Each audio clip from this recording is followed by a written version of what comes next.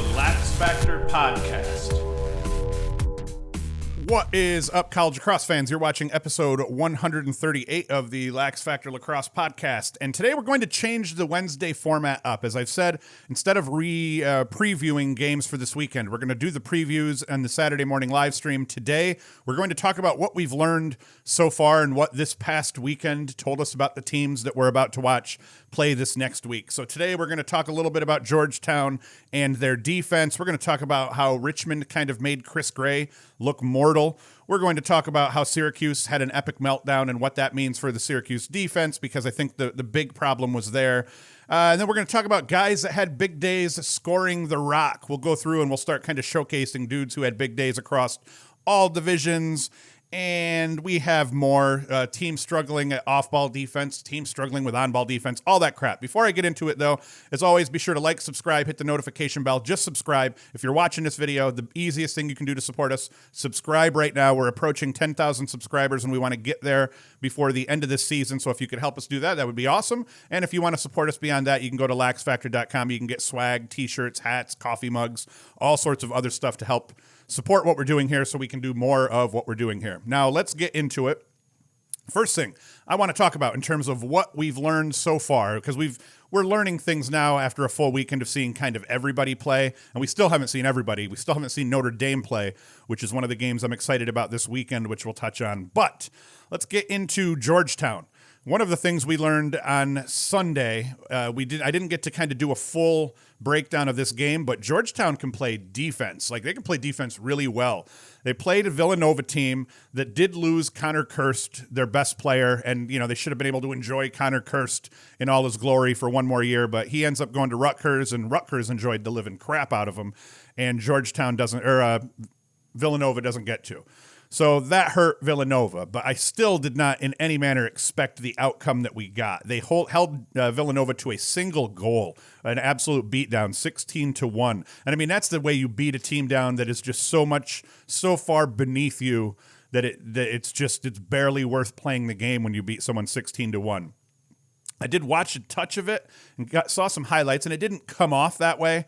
But the reality is that Georgetown plays smothering defense all over the field, between the boxes, in 6-on-6 sets. They're just incredible. Alex Mazzone caused 3 turnovers. Gibson Smith and James Donaldson each caused 2. I know Gibson Smith had 2 ground balls as well as part of that mix. Owen McElroy, one of the best goalies in the country, if not the best goalie in the country, he made 6 saves versus just 1 goal against, which is nuts.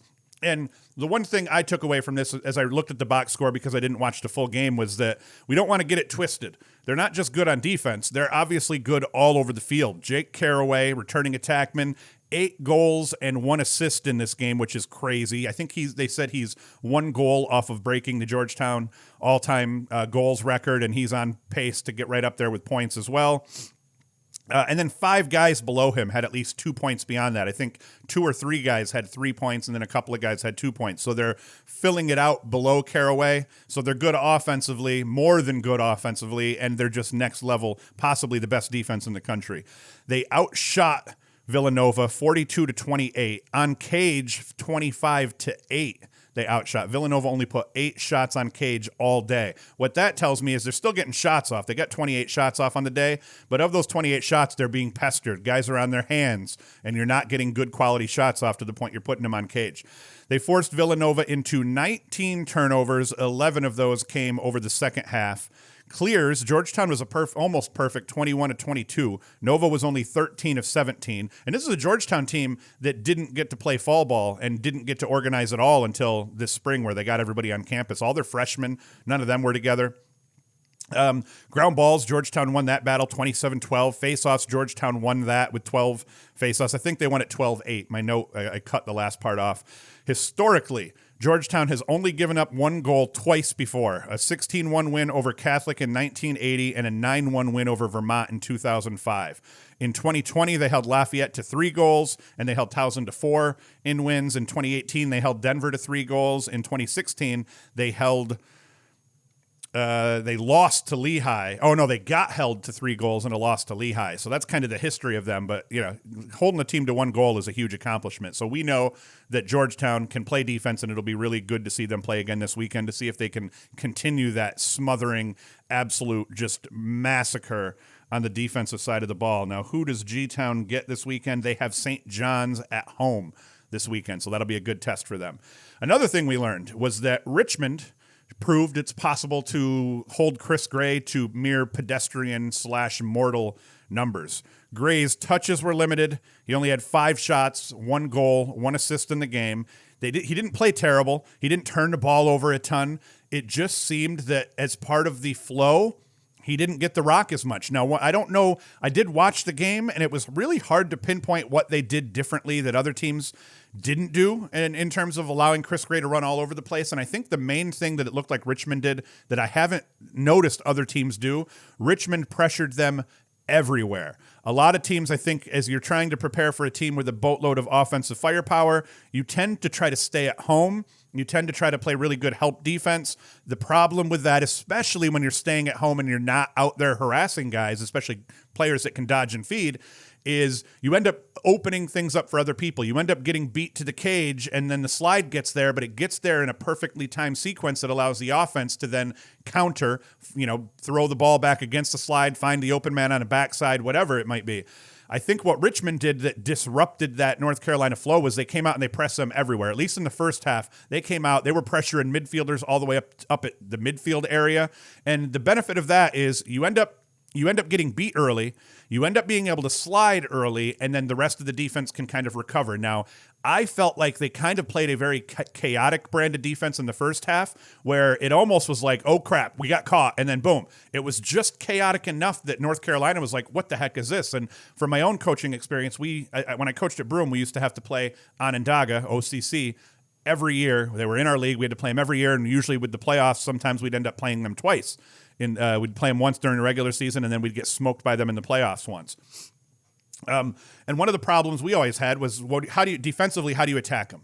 Do you want to come out and just press them everywhere, get beat, and then get beat on more dodges and goals? Or do we want to try to stay home and then play really good help defense and try to stop them that way? And the answer almost ended up, the best we ever played them was a year, the entire first quarter, we put our poles on the island, and meaning we didn't slide for our poles. We let our poles get beat, and if they got beat, they just had to keep trailing that attackman who went to the cage with a one-on-one with our goalie.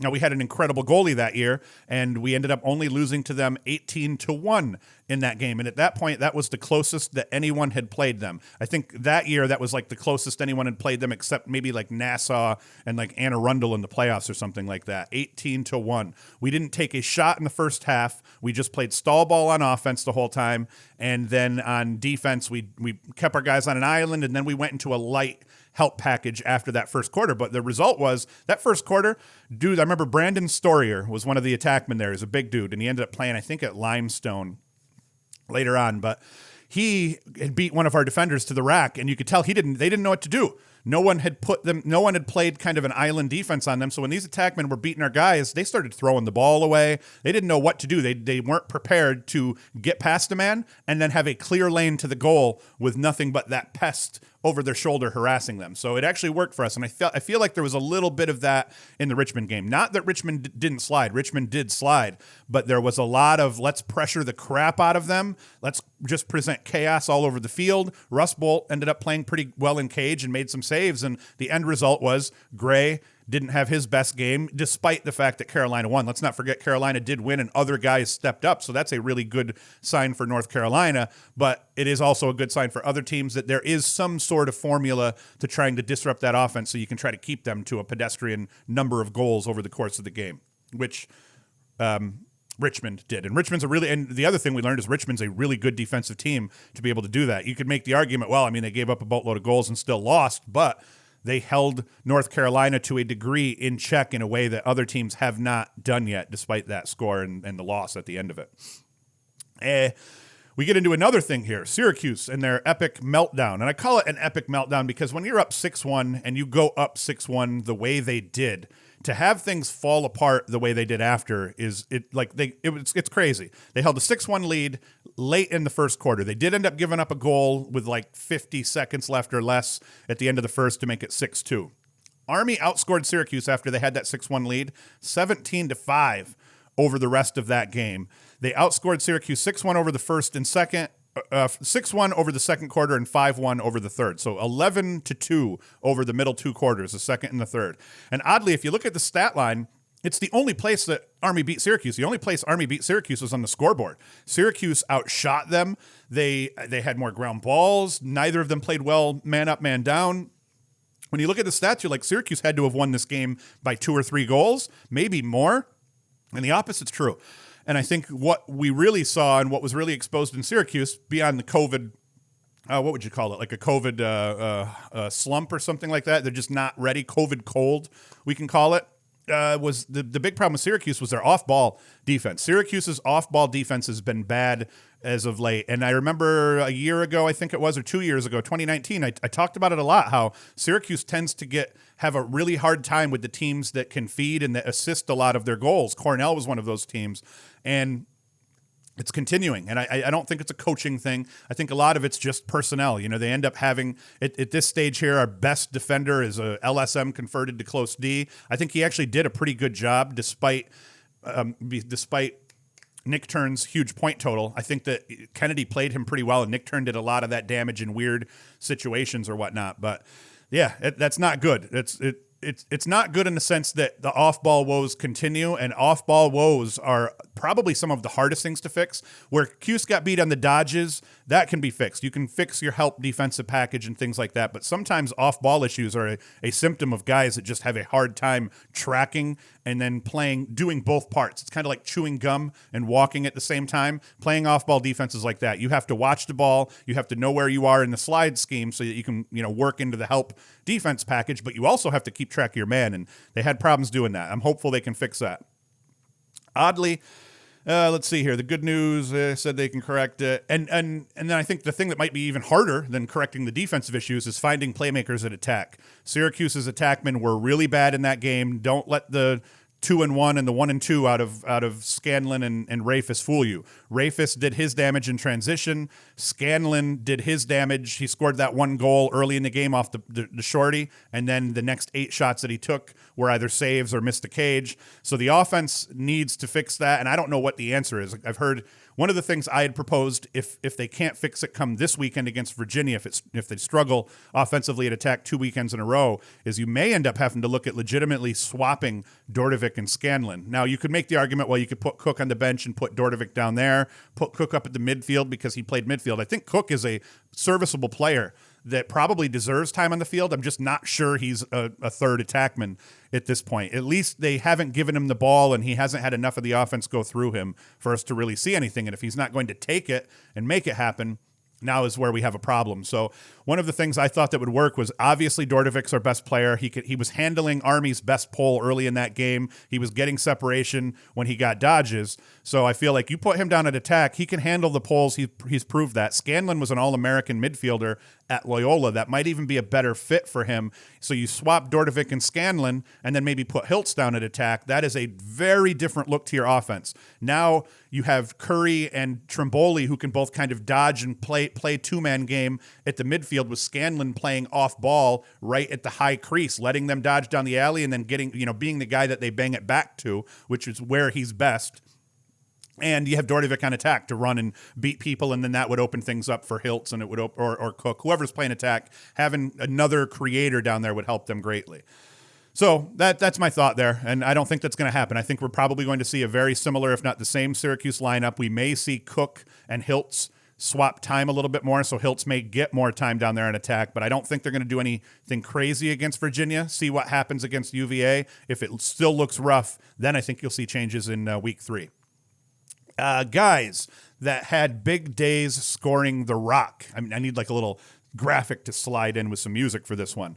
And I'm just going to rattle off dudes where they play and what they did in the games that they played this past weekend. Mike Robinson for Delaware in the game yesterday against St. Joe's. 9 goals in that 3-goal win over St. Joe's. And I'm thinking it was like 16-13 or so. So he puts up 9 of his team's goals. That's crazy. Jake Caraway, we already talked about Georgetown. 8 goals, 1 helper in a 16-1 win over Nova. So he was good for over half of their offense in that game. Willie Greco, Wingate, D2 product. 6-6 versus in a 21-9 win over Montevallo. And I won't usually cover blowout goal-scoring outputs like that, where it's just an absolute blowout, and this dude did that. Now, like, look at the Georgetown one. That was a blowout, but that wasn't a 20-plus goal blowout. So, but Willie Greco, 6-6. That was a great game. Joe Venazio, Coker, D2, 5 goals, 4 helpers, and a 17-5 win over Chowan. Owen Consoletti, Limestone, another D2 kid, 5 goals, 3 helpers off just 5 shots in a 13-10 win over North Greenville. And North Greenville has looked good, actually. They're 0-3, but they gave Limestone a scare, and they've played all close games to some decent teams. So watch North Greenville as they move forward. But Limestone, Owen Consoletti, they're in good shape with a dude who puts up 5 and 3 in a close game. Back to D1, Connor Kirst for Rutgers, 3 goals, 4 helpers, and a win over Penn State. That was huge in their win. They needed that legitimately. Without Kirst, who knows what Rutgers is, but with Kirst, Rutgers is potentially vying for one of those top 3 spots in the Big. Mike Sowers for Duke, he got it going, 2-4 in their win over Towson. Brendan Nick turned 4-3 in their win over Syracuse for Army. Bowden Nichols, 5-1 for Barton in a 1-goal win over Anderson, whose Isaiah Hines put up 6 goals. Trey Edge for Shorter, 5 goals, 2 helpers, and a 2-goal loss to Mars Hill. And then we got Southern Virginia and Hamden-Sydney. They played like a shootout, 21-6. Hamden-Sydney won the game. This is D3 action. Tennyson Schmidt for Hamden-Sydney put up 6 goals and a helper. Chandler Westcott for Hamden-Sydney put up 4 goals and 3 assists in that win. And then Jared Medwar went 6-1 for Southern Virginia in that loss. William Byer, Greensboro, D3. He was 8-2 in a 19-10 win over Birmingham Southern. Matt Moore, UVA, 5 goals in their win over Loyola. Daniel Maltz, 5 goals in Maryland's win over Michigan. And that's important because Wisnauskas and Bernhardt weren't your leading scorer in that blowout win. Maltz was. Now, blowout wins, you'll tend to see third, fourth options tear it up. That's a really good sign for Maryland that Maltz is already in midseason form here. Jimmy Perkins, big stat line against for Robert Morris, the 7th-year senior. 2 goals, 3 helpers, 8 ground balls, and 1 caused turnover in their win over Colgate this weekend. Ryan Smith of Robert Morris in that same win, 5 goals. And then Tucker Dordovic, 4 goals and a helper against Army, all mostly in the first quarter. He was 3 goals in the first quarter. I think it was 4 in the second, and then he had an assist somewhere in the game. So that's guys who scored the rock this weekend. Some teams that struggled playing off-ball defense. We already talked about Syracuse. Villanova struggled on defense in general, but 12 of Georgetown's goals were assisted. So we got some off-ball woes for Villanova that they got to shore up. Syracuse, they allowed 18 goals to Army. 11 of them were assisted. So the off-ball issues continue for Syracuse for a 3rd season in a row. Colgate, this is the crazy one. Colgate, 13 of their 14 goals that they gave up in the 1-goal loss to Robert Morris were assisted. Actually, no. Colgate's goals, 13 of Colgate's 14 goals were assisted against Robert Morris. So Robert Morris, that might be the recipe for the rest of the SoCon to beat Robert Morris is dodge and feed over and over. And then teams struggling to play on-ball defense, Ohio State. They routinely ran by the Hopkins guys. Hopkins offered little resistance at all to Dodgers in this game, especially early on. In the first quarter, you just saw dudes go to the rack, get a 3 feet of separation, no help came, scored goals. All 3 of their 14 goals, or all but 3 of Ohio State's 14 goals were unassisted, mostly off dodges and loose ball pickups. Kind of piggybacking off that and segueing into this next thing, Hopkins overall did not look good. Just like Syracuse looked great in the first quarter, didn't look good the rest of the game. Hopkins didn't look good at all in this game. And once again, COVID cold. They didn't get a fall ball. They had a late entry into the spring, getting everybody together as well. So I'm not surprised. at all in the end that they lost. I am surprised that they lost the way they did and that they looked so bad, but there were some positives to take from it. Epstein, that wasn't a positive, just a goal off 4 shots, didn't really get involved, but once again, COVID cold, coming off a season where he was injured and hobbled most of the time, so he's really trying to get his game legs back. Cole Williams, 1 goal off 1 shot running midfield. They move Williams up to midfield. Connor DeSimone, this is the bright spot. DeSimone looked really good at attack for Hopkins, generating offense, 3 goals and a helper, 7 shots, a definite bright spot in that loss. And I think Epstein will be okay overall, and I think having DeSimone down at attack with Epstein is going to help them a lot. But they need other guys. Where was everybody else becomes the question for Hopkins. You have Zinn and Epstein. They each turned the ball over 3 times. Luckily, they can probably clean that up. But overall, Jack Keogh, he was a non-factor. Evan Zinn was a non-factor outside of the turnovers. He was a negative factor overall. So they need to clean that kind of stuff up, and they need to try to find that identity and get everybody involved. Same as Syracuse, though. They look terrible defensively, but all things that could potentially be improved, assuming they can also shore up their offensive issues. Random things that we want to talk about here. Face-offs. I, so far, have been a fan of the new face-off rules. I keep getting people asking me, what do you think of the new face-off rules? What do you think of the new face-off rules? I'm a fan. I don't have any statistics to back this up, and normally I don't like to operate off of feelings. I think feelings are necessary. But feelings are stupid as it pertains to making decisions based off of them, and I'm making the decision off of my feelings in this case that I think I like the face-offs rules. I feel like it has improved the 50-50 nature, even though it hasn't. There's still dudes that are just murking the face-offs overall, but I feel like you're getting a few less wins at the dot, and you're seeing these guys now progress into kicking the ball out to wings. Just teams that have really good face-off men and really good wing play are really killing it, I think, overall as well. But I think, especially where the face-off dot, it's evenly matched, you're seeing really good scrums in the middle of the field, and I think that was the intention. I think we've seen quite a bit of transition off faceoffs already, albeit a lot of it's wings picking the ball up and booking up field now. So overall, I'm not a big fan of tinkering with the rules like crazy, but I feel like last year it took them forever to get the guys down, to get them set. It felt like it slowed the game down a little bit.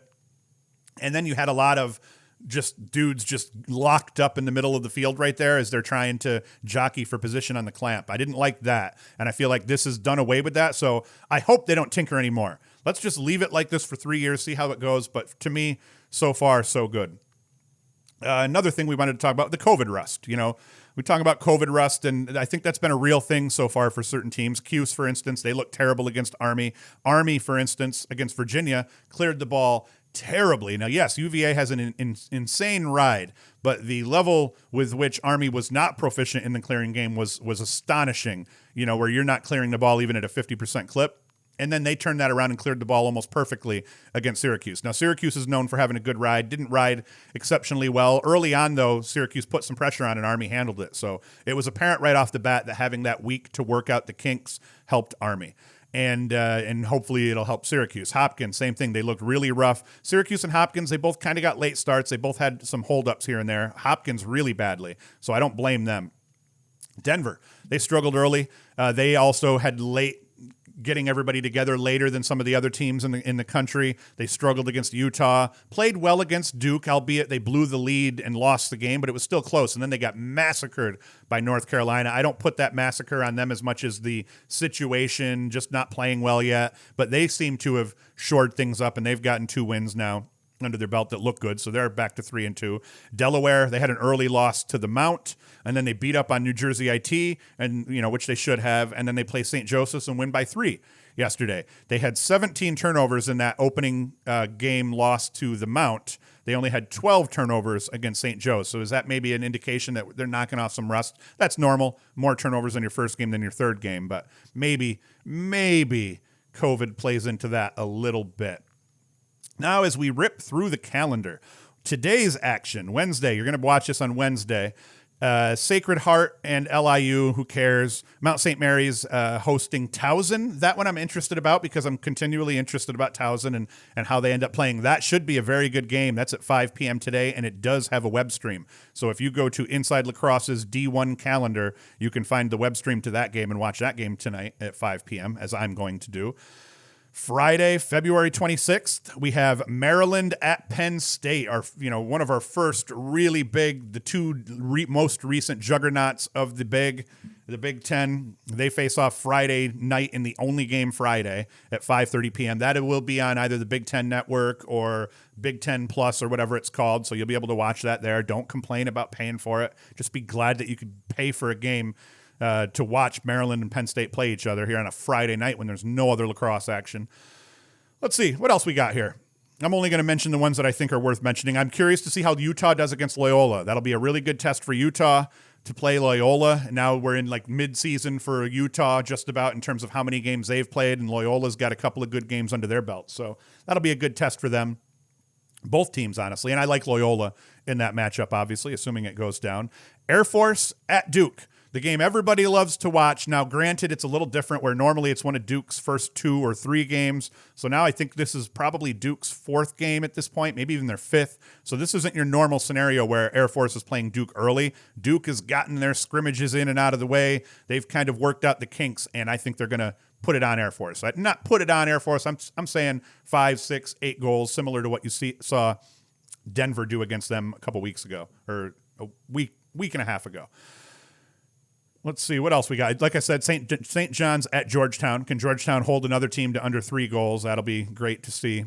High Point at North Carolina again this weekend. It was a 3-goal game the last time out. High Point kept losing the lead, kept going down big and then chirping back into the game to make it close. I like to say chirping back in. I don't say chipping. I know it's not a me misspeaking for some reason. I just say chirping. Stony Brook at Hofstra. That's going to be a very good game. And we get to see Notre Dame open up. I am really excited about Notre Dame. I know a lot of people aren't, or a lot of people had Notre Dame finishing worse in the Big East. Let me see if there's it's not here in the ACC. I think Notre Dame is a legit ball club, and I think that right now, especially with Syracuse getting beat up by Army, I think that North Carolina, Virginia, and Duke right now are playing better than all of the other Big ACC teams. Why do I want to say Big East over and over? But Syracuse and Notre Dame are not too far behind. You could listen. Even though Cuse got beat by Army, it is not a foregone conclusion that they're going to lose to Virginia this weekend. Syracuse could absolutely welcome Virginia into the Dome and then beat them. That's just how these games go. And Virginia could do the same if they were the team that was on down and out. And remember, I believe I saw someone post this, and I don't know if it's true. I'm just going to assume it is.